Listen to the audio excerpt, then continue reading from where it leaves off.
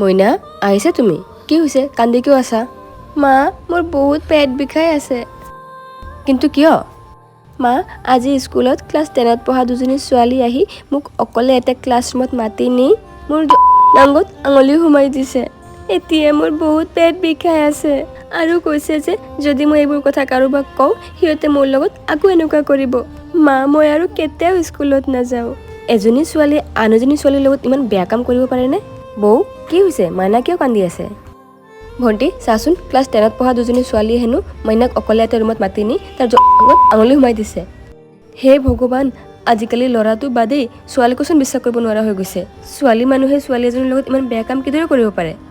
বৌ, আমি সোনকালে সেই ছোৱালী দুজনীৰ ওপৰত একশ্যন ল'ব লাগিব, নহ'লে সিহঁতে এনেদৰে কণ ছোৱালীবোৰক অত্যাচাৰ কৰি থাকিব। মইনা, তুমি ভয় নাখাবা, তোমাৰ লগত দ্বিতীয়বাৰ এনেকুৱা কেতিয়াও নহয়। বিশ্বাস কৰিব টান হ'লেও এয়া এক বাস্তৱ ঘটনা। আপোনাৰ সন্তানক অকল ল'ৰাৰ পৰা নহয় ছোৱালীৰ পৰাও বচাই ৰাখক।